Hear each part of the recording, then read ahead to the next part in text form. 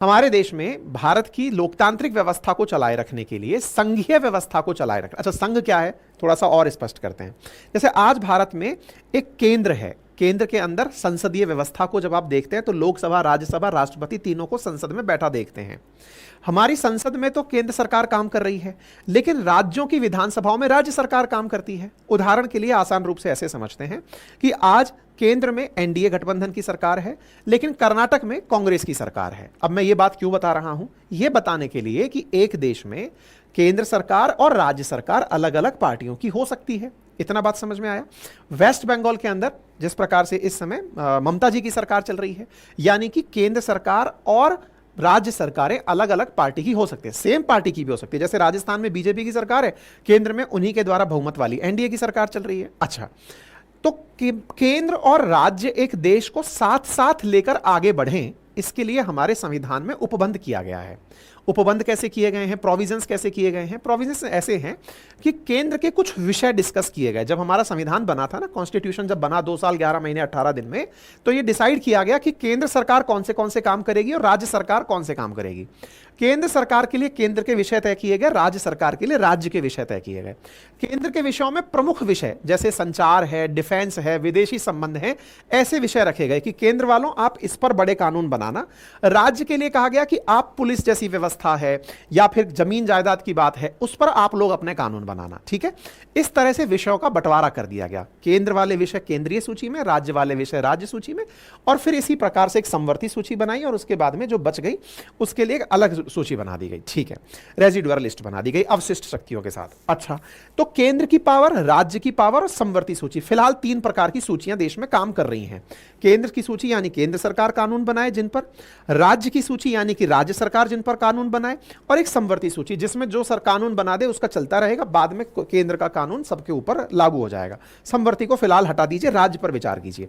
अब राज्य सरकार अपने कानून बनाती है। अब उदाहरण के लिए ऐसे समझते हैं, आज भारत के बहुत से राज्य, जैसे 28 राज्य सरकारें चल रही हैं, तो 28 राज्य सरकारों में बहुत से राज्य सरकारें ऐसी हैं जिन्होंने अपने स्तर पर यूनिफॉर्म सिविल कोड चलाया हुआ है। भारत के अंदर केंद्र में यूनिफॉर्म सिविल कोड नहीं चल रहा है, लेकिन राज्य स्तर पर यूनिफॉर्म सिविल कोड चल रहा है। जैसे गोवा के अंदर चल रहा है। तब यूनिफॉर्म सिविल कोड किसी एक राज्य में चल रहा है, सब पर तो नहीं चल रहा है, क्योंकि राज्य ने उसका कानून बना लिया था। तो राज्य ने कानून बनाया, राज्य पर लागू हो गया। इस तरह से फिलहाल हमारे देश में केंद्र सरकार और राज्य सरकार मिलकर इस देश को चलाते हैं। ऐसी व्यवस्था क्यों बनाई हुई है? क्यों ही एक तरफ से सारी चीजें गवर्न नहीं हो जाती? क्योंकि हमारा देश दुनिया की सबसे बड़ी पॉपुलेशन रखता है। तो प्रशासनिक सुविधा के लिए आवश्यक है कि हर व्यक्ति तक प्रशासन की रीच रहे। इसीलिए प्रशासन को त्रिस्तरीय बनाया गया, केंद्र सरकार, राज्य सरकार और पंचायती राज और नगरीय स्वशासन बनाया गया है। ठीक है, और भी नीचे स्तर तक हम पंचायती राज तक और अर्बन लोकल बॉडीज तक लेकर पहुंच गए हैं कि नहीं, जनता का प्रशासन में भागीदारी होना जरूरी है ताकि वो अपने लिए फैसले करा सके। तो पहली बात तो हम ये समझते हैं कि इमरजेंसी में होता क्या है। तो अब मैं आता हूं इमरजेंसी पर। ये जो व्यवस्था है ना, केंद्र सरकार के साथ साथ राज्य सरकार के काम करने की व्यवस्था, इसे आप federal structure of Indian constitution समझते हैं। देश की एक संघीय व्यवस्था है, सब लोग मिलजुल कर काम करते हैं। ठीक है, अब यदि इस संघीय ढांचे को तोड़ दिया जाए, कैसे तोड़ दिया जाए?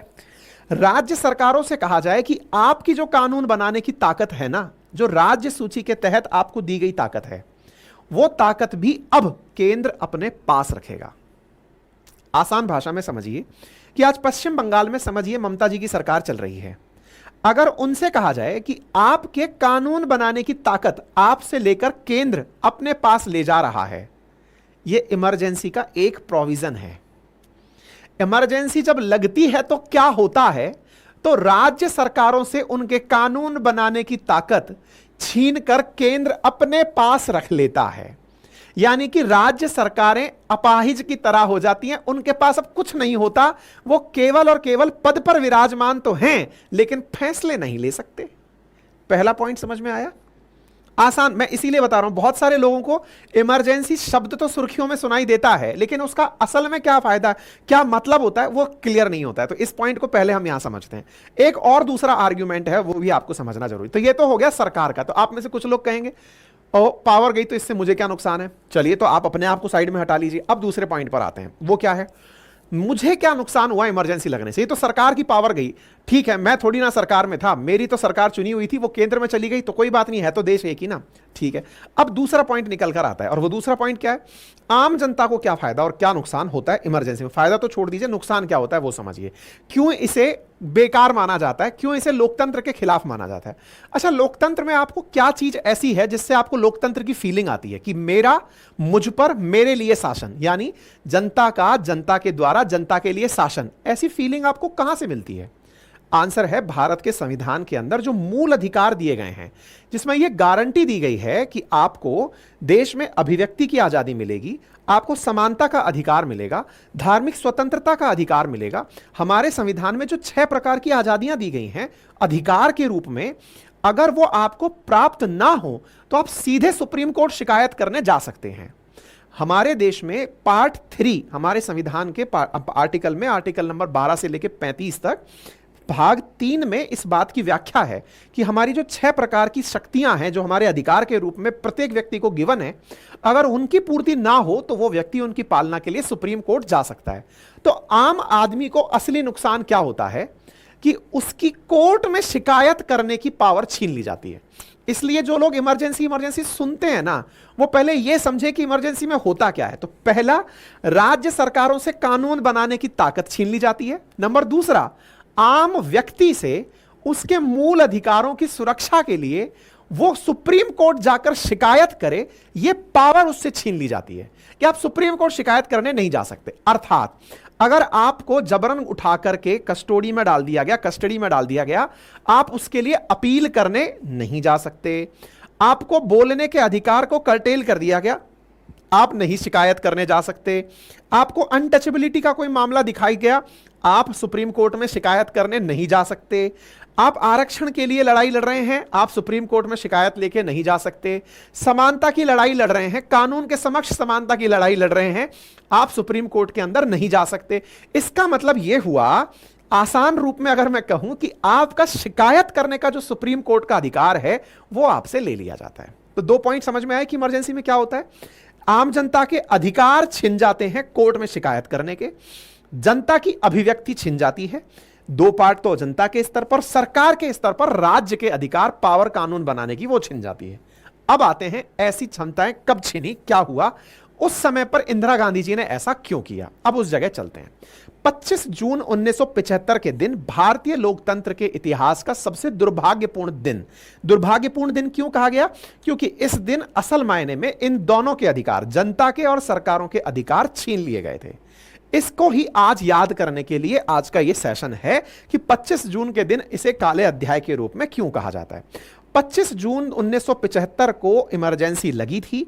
26 जून 1975 को इंदिरा गांधी जी ने आकर के कहा कि देश में आपातकाल लग गया है। अच्छा, बाय द वे, भारत के संविधान के पार्ट 18 में आर्टिकल 352 के अंदर नेशनल इमरजेंसी का प्रोविजन दिया हुआ है। हालांकि उसमें अब संवैधानिक संशोधन कर दिया गया है कि अगर हम पर कोई आक्रमण करे या हम किसी पर आक्रमण करें, या तीसरा कोई पॉलिटिकल अनरेस्ट, जो पहले अशांति के रूप में बताया गया था उसे अब चेंज कर दिया गया है, उसे अब अनरविद्रोह के रूप में कह दिया गया है कि अगर कोई सशस्त्र रिबेलियन हो जाए तो आपातकाल लगे। अब तो वो कंडीशन ही हटा दी जो पहले हुआ करती थी। हमारे देश के संविधान में आर्टिकल 352 में यह उपबंध किया हुआ था कि आपातकाल कब लगाया जा सकता है, मतलब ये स्थितियां कब आ जाएं कि ये सारे कानून केंद्र अपने पास में ले ले। तो आंसर दिया गया था कि हम पर आक्रमण हो जाए, या हम किसी पर हम आक्रमण कर दें, या तीसरा हमारे देश के अंदर आंतरिक अशांति स्थित हो जाए। इस आंतरिक अशांति वाले प्रोविजन को ही ध्यान में रख करके हमारे देश में आपातकाल लगा था। बाद में संविधान संशोधन करके आंतरिक अशांति वाले पॉइंट को हटा ही दिया गया और उसके बाद सशस्त्र विद्रोह पॉइंट डाल दिया गया, यानी कि अब कभी भी आंतरिक अशांति के आधार पर हमारे देश में आपातकाल नहीं लग सकता है। ठीक है, चलिए तो अब आगे बढ़ते हैं, हुआ क्या था उसको समझते हैं। पहले इंदिरा गांधी जी का आप ये ऑडियो मैसेज सुन लें। ऑडियो मैसेज में उन्होंने अपने द्वारा राष्ट्र को संबोधित करते हुए कहा कि राष्ट्रपति जी के द्वारा आपातकाल की घोषणा कर दी गई है। राष्ट्रपति जी के द्वारा आपातकाल की घोषणा की गई है। उस समय पर राष्ट्रपति फखरुद्दीन अली अहमद हुआ करते थे, जिनको इंदिरा गांधी जी ने रिकमेंड किया था कि सर आपातकाल की घोषणा कर दीजिए। अभी इस प्रोविजन में भी परिवर्तन कर दिया गया है कि राष्ट्रपति अब काउंसिल ऑफ मिनिस्टर से सुनकर के ही, कैबिनेट से सुनकर के, सॉरी काउंसिल ऑफ मिनिस्टर ने कैबिनेट से सुनकर के ही वो आपातकाल की घोषणा करेगा। और कैबिनेट शब्द का जो जिक्र है ना, वो भारत के संविधान में अब आर्टिकल 352 में मिलता है आफ्टर कॉन्स्टिट्यूशनल अमेंडमेंट। ठीक है, अच्छा, तो फिलहाल के लिए हम वापस लौटते हैं। इंदिरा गांधी जी ने जो उस समय पर किया था वो क्या था? उन्होंने फखरुद्दीन जी से कहा कि सर जी आपातकाल की घोषणा कर दीजिए, मुझे लगता है कि देश के अंदर बहुत ज्यादा आंतरिक अशांति की स्थिति बन गई है। अब इंदिरा गांधी जी को ऐसा क्यों लगा कि आंतरिक अशांति की स्थिति बन गई है? ऐसा क्या हो रहा था उस समय? बहुत सी चीजें उस समय चल रही थी। अगर थोड़ा और पीछे चलकर देखा जाए तो देखिए ना, मतलब इस विषय पर भी थोड़ा सा और प्रकाश डालते हैं। और प्रकाश कुछ इस प्रकार से है। नेहरू जी की मौत होती है। नेहरू जी की मौत के बाद में लाल बहादुर शास्त्री जी प्रधानमंत्री बनते हैं। लाल बहादुर शास्त्री जी की मौत होती है और उसके बाद में इंदिरा गांधी जी को प्रधानमंत्री बनाया जाता है। यह एक ऐसा राजनीतिक अस्थिरता का काल था कि नेहरू जी के बाद के जो कांग्रेसी थे, जो सीनियर कांग्रेसी लीडर्स थे, उन्हें यह लग रहा था कि लाल बहादुर शास्त्री जी तक तो ठीक था कि आप साहब शास्त्री जी को प्रधानमंत्री बना दिए, शास्त्री जी के बाद में इंदिरा जी प्रधानमंत्री बनेंगे, इसके लिए कांग्रेस के अंदर बहुत से लीडर्स तैयार नहीं थे। बहुत से लीडर्स जो कांग्रेस के सीनियर लीडर्स थे, जो नेहरू जी के साथ के, शास्त्री जी के साथ के थे, वो तैयार नहीं थे। कांग्रेस धीरे धीरे लेकिन इस दिशा में आगे बढ़ रही थी। इंदिरा जी को पीएम कैंडिडेट बनाया गया, पीएम बना दिया गया। इसके चलते कांग्रेस के अंदर स्प्लिट भी हो गया था। 1969 के अंदर कांग्रेस के अंदर विभाजन भी हुआ। विभाजन के अंदर दो कांग्रेस बनकर आई, इंडियन नेशनल कांग्रेस आर और इंडियन नेशनल कांग्रेस ओ। इंदिरा गांधी जी वाली जो आर वाली कांग्रेस है, इसने 1971 में 5वीं लोकसभा के लिए चुनाव लड़ा। 5वीं लोकसभा के लिए जब ये चुनाव लड़े तो ये मेजॉरिटी पाकर चुनाव जीत भी गए और सरकार बना लिए। लेकिन जो पूर्व कांग्रेसी थे, जो ये चाहते थे कि इंदिरा गांधी जी प्रधानमंत्री ना बने, उनका मत था कि वो किसी ना किसी प्रकार से जनता के सामने इंदिरा गांधी जी की इमेज को खराब करें या जनता के सामने ये बताएं कि इंदिरा गांधी जी का प्रशासन में किस तरह का रवैया है। उनकी वो छवि जनता के सामने रखें कि ये तो राजा के घर में पैदा हुई हैं इसलिए राजा कहलाएंगी, इन्हें तो कानून की कोई परवाह ही नहीं है। जनता के सामने आम वर्सेस खास की लड़ाई वहां बहुत तेजी से उठने लगी थी। 1971 में 5वीं लोकसभा के चुनाव हुए।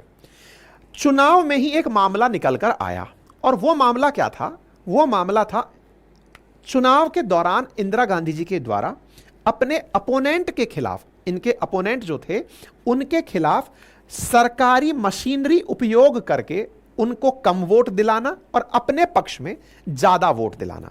एक इनके अपोनेंट थे राजनारायण जी। उन्होंने कोर्ट में शिकायत की। कोर्ट में शिकायत यह की कि इंदिरा गांधी जी ने 71 के चुनाव में अपने चुनाव प्रचार के लिए सरकारी मशीनरी का उपयोग किया है, जो कि रिप्रेजेंटेशन ऑफ पीपल्स एक्ट की धारा 127 क्लॉज 7 सब क्लॉज ए के तहत एक अपराध है। ऐसी स्थिति में यदि सरकारी मशीनरी का उपयोग किया जाता है चुनाव जीतने के लिए, तो उस चुनाव को अमान्य घोषित कर दिया जाना चाहिए। 71 का चुनाव था। इलाहाबाद हाईकोर्ट में शिकायत थी। इलाहाबाद हाईकोर्ट के चीफ जस्टिस थे जगमोहन लाल सिन्हा। उन्होंने इंदिरा गांधी जी के लोकसभा चुनाव को रद्द कर दिया। मतलब यह समझिए कि एक सीट पर बैठा हुआ प्रधानमंत्री है और उनसे यह कहा गया कि आपने 71 का जब चुनाव लड़ा था उसमें कुछ धांधलियां की थी, इस कारण से आपको इस पद पर बैठने का अब राइटफुली लोकसभा के अंदर सांसद बने रहने का अधिकार नहीं है। साथ में यह कहा गया कि अब अगले 6 साल तक आप किसी भी संवैधानिक पद पर नहीं बैठ सकते।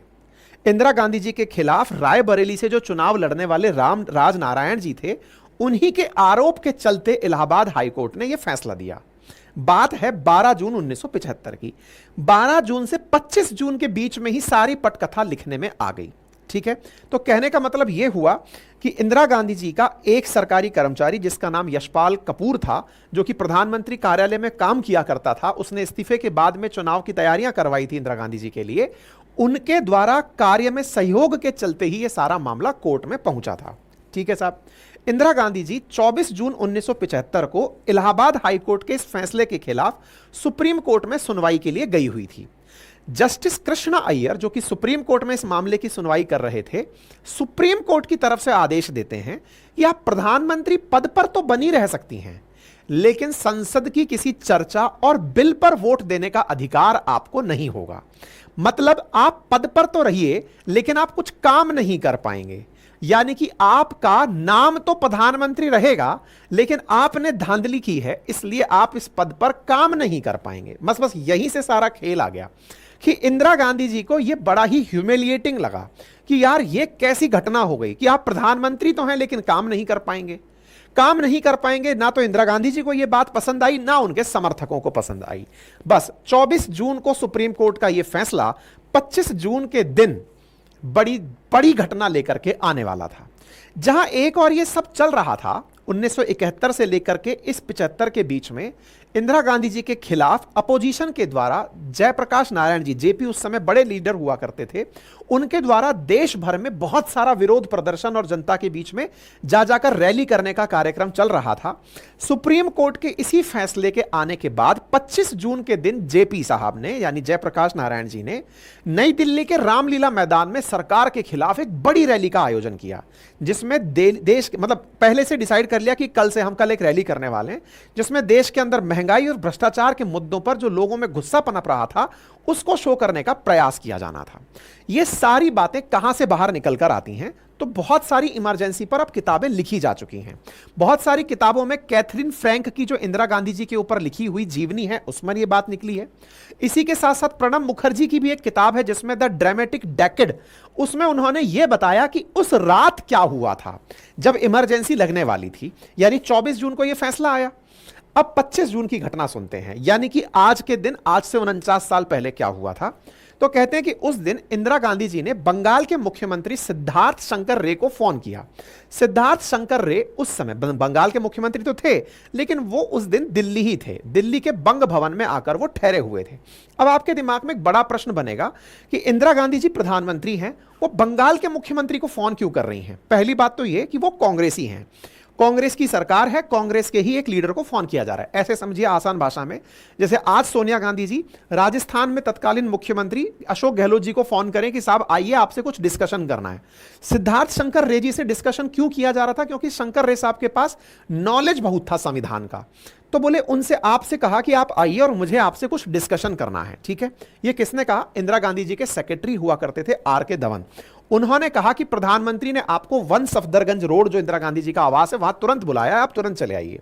वहां पहुंचते हैं सिद्धार्थ शंकर रे साहब। अब एक बहुत बड़ा सवाल यह बनता है कि ऐसे डिस्कशन तो प्रधानमंत्री को अपनी कैबिनेट से करना चाहिए, अपने काउंसिल ऑफ मिनिस्टर से करना चाहिए, उन्होंने किसी मुख्यमंत्री से क्यों किया? अब इसके पीछे का कारण जो है वो बताया जाता है कि जब कांग्रेस का स्प्लिट हुआ था ना, कांग्रेस दो भागों में बटी थी, उस समय पर सिद्धार्थ शंकर रे जी ने इंदिरा गांधी जी का धड़ा ज्वाइन किया था कि भाई मैं इंदिरा गांधी जी के साथ हूं। तो इंदिरा गांधी जी एक तरह से अपना विश्वास पात्र उन्हें माना करती थी, तो उन्हें बुलाया गया।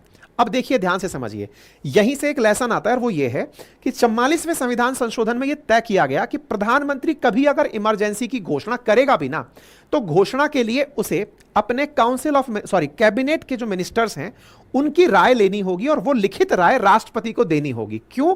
क्योंकि उस समय इंदिरा गांधी जी ने कैबिनेट से कोई डिस्कशन नहीं किया, केवल सिद्धार्थ शंकर रे जी को बुलाया, बिठाया, टेबल पर उनसे डिस्कशन किया, 2 घंटे तक उनसे हालात देश की चर्चा की और कहा कि अब मुझे यह बताइए कि हमको देश में कुछ करना है। और बोले क्यों करना है साहब, ये बताइए।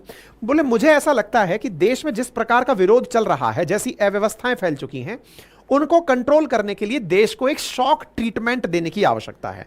शॉक ट्रीटमेंट मतलब कुछ ऐसा जो इन्होंने सोचा भी ना हो, इससे ये लोग रास्ते से चलने लगेंगे, कायदे से चलने लगेंगे। ठीक है साहब, ये बात कहां आती है? द ड्रामेटिक डेकेड करके जो पुस्तक है प्रणब मुखर्जी की, उसमें निकली हुई है। ठीक है साहब, इस पुस्तक में बताई गई जानकारी के अनुसार इंदिरा गांधी जी के पास यह जानकारी थी कि जयप्रकाश नारायण जो रामलीला मैदान में सभा करने वाले हैं, उस सभा के अंदर वो अनाउंसमेंट करेंगे कि अब ऐसी रैली देश के हर जगह पर होंगी और सरकार के एक पैरेलल गवर्नमेंट चलाई जाएगी, एक समानांतर सरकार चलाई जाएगी। जिसका मतलब हुआ कि पुलिस अगर कोई आदेश देगी तो वो नहीं मानेंगे, सेना अगर कोई आदेश देगी तो वो नहीं मानेंगे। ये सारी बातें खुफिया तरीके से इंदिरा गांधी जी को पता चल गई थी, ऐसा इस पुस्तक में बताया गया है। ठीक है साहब। इमरजेंसी की जांच के लिए बनी हुई जो शाह कमीशन की रिपोर्ट थी, उसमें बताया गया कि शाह कमीशन ने सिद्धार्थ शंकर रे से जब यह बात पूछी थी तो उन्होंने इस बारे में बात बताई थी कि इंदिरा गांधी जी कोई शॉक ट्रीटमेंट देना चाहती हैं ताकि देश को एक मजबूत शक्ति बनाकर उतारा जाए। शॉक ट्रीटमेंट मतलब जैसे बच्चा जब पैदा होता है नहीं रो रहा होता है तो उसको थोड़ा सा थपियाते हैं तब जाके वो रोने लगता है, तो बोले ऐसे ही इंडिया को अब रिचार्ज करने की जरूरत आ गई है। ठीक है साहब। सिद्धार्थ शंकर रे जी से ये बात पूछ ली जाती है। शंकर रे साहब कहते हैं कि देखिए मेरे को थोड़ा समय दीजिए, मैं जाकर सोचता हूं और सोचकर फिर आपको बताऊंगा। शंकर रे साहब जाते हैं, बैठते हैं, संविधान की सारी पोथियां खोलते हैं, खोल करके वो जानकारी निकाल कर लाते हैं और कहते हैं कि मैडम जी जानकारी तो आ गई है। जानकारी ये है कि आर्टिकल 352 में 3 आधार पर इमरजेंसी लगाई जा सकती है। पहला, हम पर कोई आक्रमण कर दे, जैसे 1962 के अंदर हुआ, हम युद्ध में हों जैसे हम पाकिस्तान के साथ थे 1968 में, या फिर ऐसा कि अगर देश में आंतरिक अशांति मची हो तो हम संविधान के अनुसार ही इमरजेंसी लगा सकते हैं। तो इंदिरा गांधी जी ने कहा देखो स्थितियां ऐसी बन चुकी हैं कि देश में आंतरिक अशांति है, बस इसी को आधार बनाकर अब अपन इमरजेंसी प्रोक्लेम करा देते हैं राष्ट्रपति जी से। बोले हाँ तो बस बिल्कुल लगा सकते हैं, आप बनाइए, ड्राफ्ट करवाइए। बुलाया गया, ड्राफ्ट करवाया गया, ड्राफ्ट लेटर। अब मैं आपको यहां पर फिर से याद दिला दूं, आंतरिक अशांति का ये जो प्रोविजन है इंटरनल इनसिक्योरिटी वाला, ये अब हटा दिया गया है संविधान से। अब इसको संवैधानिक संशोधन के माध्यम से हटाकर इसके स्थान पर सशस्त्र विद्रोह, आर्म्ड रिवेलियन डाल दिया है। यानी अब कभी भी हमारे देश में आंतरिक अशांति के आधार पर आपातकाल नहीं लग सकता है। ठीक है, अच्छा आगे बढ़ते हैं साहब। तो इंदिरा गांधी जी के पास में एक जानकारी और थी, और वो क्या था कि उस समय जो अमेरिका के प्रेसिडेंट थे रिचर्ड निक्सन, अच्छा उस समय की एक और चीज थी जो आपको पता होनी चाहिए। 1971 में जब भारत के अंदर लोकसभा चुनाव थे, 5वीं लोकसभा चुनाव थे, ये तो आपको पता ही है। 1971 में ही भारत ने पाकिस्तान को हराया था और बांग्लादेश बना दिया था। बांग्लादेश का बनाया जाना पाकिस्तान की बहुत बड़ी हार थी, और उस समय पाकिस्तान के पीछे खड़ा हुआ था अमेरिका। अमेरिका का पूरा सपोर्ट पाकिस्तान के साथ था, लेकिन पाकिस्तान को हराना अमेरिका के लिए एक बहुत बड़ी शर्मनाक हार थी। और कहते हैं कि रिचर्ड निक्सन इंदिरा गांधी जी के बारे में बहुत गंदे विचार रखा करते थे, काफी अपशब्दों का उपयोग किया करते थे, मतलब वो इन्हें अच्छे तरीके से संबोधित नहीं करते थे। इंदिरा गांधी जी का वो था, आइडिया था कि संभव है कि रिचर्ड निक्सन मेरी सरकार गिराने का प्रयास करेंगे। सरकार गिराने के लिए CIA जो अमेरिका की खुफिया एजेंसी है, वो हो सकता है जयप्रकाश नारायण जी को सपोर्ट करे और मेरी सरकार गिरवा दे। ये बिल्कुल वैसे था जैसे अभी आपने पाकिस्तान में देखा कि पाकिस्तान में इमरान की सरकार को गिराने में कैसे अमेरिका ने रोल प्ले किया, बिल्कुल वैसा ही रोल यहां एक्सपेक्ट किया जा रहा था इंदिरा जी के द्वारा CIA की वजह से। और ये बात में बहुत ज्यादा सच्चाइयां भी हो सकती हैं, क्योंकि इंटरनल जो डिप्लोमेसी होती है वो आप और हम तक बात नहीं आती है। लेकिन एक किताब है कैथरीन फ्रैंक की जिसमें Indira the life of India Indira Nehru के अंदर लिखी गई है, वहां पर इंदिरा जी के इस डर का भी बात जिक्र किया गया है कि इंदिरा जी को लगता था कि CIA ऐसा कर सकती है। ठीक है साहब, ये सारी बातें हो गई। सिद्धार्थ रे जो साहब हैं, सिद्धार्थ बाबू जो हैं, वो अपने घर पे जाते हैं, बाकायदा प्रॉपर तरीके से सारी बातें सोच के वापस आते हैं। और जब वापस आते हैं तो इंदिरा जी को ये सारी जानकारी देते हैं कि मैडम 352 के अनुसार आप लगा सकते हैं। अगले दिन रैली होने वाली है, इमरजेंसी आप लगा सकते हैं। इंदिरा जी ने प्रॉपर तरीके से प्लानिंग की कि अपन इमरजेंसी कैसे लगाएंगे। राष्ट्रपति जी के पास पेपर भेजा जाता है कि साहब ये पकड़िए, इमरजेंसी के बारे में घोषणा कर दीजिए। राष्ट्रपति जी 25 तारीख की रात को इमरजेंसी की घोषणा कर देते हैं। अब संकट ये कि 2 बड़ी चीज होनी है। अब राज्यों से अधिकार छीने जाने हैं, जनता को बोलने का अधिकार नहीं देना है। अभिव्यक्ति की आजादी आर्टिकल 352 के लगते ही 358 का प्रोविजन की आर्टिकल 19 के तहत दी गई जो 6 बोलने की आजादियां हैं, freedom of expression, freedom of जो एसोसिएशन, एक साथ इकट्ठा होना, कहीं भी रिजाइड करना जैसी जो आजादियां हैं, ये कर्टेल हो जाती हैं। तो बोले अगर ये कर्टेल करनी है तो अगले दिन हमें गिरफ्तारियां करनी होंगी। तो ऑब्वियस सी बात है 25 तारीख के दिन ही उनको यह पता है कि अब जयप्रकाश साहब की भी यहां पे मीटिंग होने वाली है, तो इन पॉलिटिकल लीडर्स को गिरफ्तार करना है। दूसरा, इमरजेंसी की घोषणा अखबारों में सेम डे ना हो, ताकि पहले इंदिरा जी का भाषण जाए और भाषण जाने के बाद में यह बात पहुंचे। तो बोले इसके लिए क्या करें? बोले इसके लिए अखबार में यह खबर ना छपने दी जाए। कौन सी? कि अखबार में यह खबर ना छपे कि इमरजेंसी लग गई। तो क्या करें? तो बोले अखबारों की लाइट काट दो। तो दिल्ली में से जो भी अखबार छपते थे उन सबकी लाइट काट दी गई, लाइट काट दी गई। और बोले कोई भी आदमी शिकायत करने कोर्ट ना चला जाए, तो बोले कोर्ट के दरवाजे बंद कर दो। मैंने आपको शुरुआत में बताया था आर्टिकल 32 के तहत जो संवैधानिक उपचार, जो आपको कॉन्स्टिट्यूशनल रेमेडीज मिली हैं, वो भी इसके अंदर छिन जाती हैं। तो बोले उनका वहां वाला अधिकार भी छीन लो। बोले ठीक है।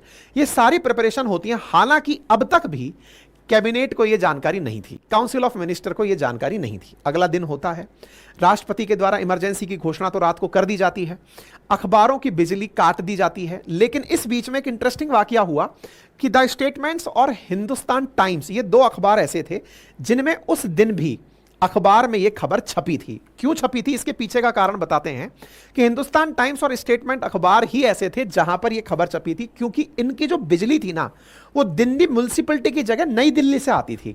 तो जो लाइट कटवाई गई थी ना, वहां से ये चीज निकल कर नहीं आ पाई थी।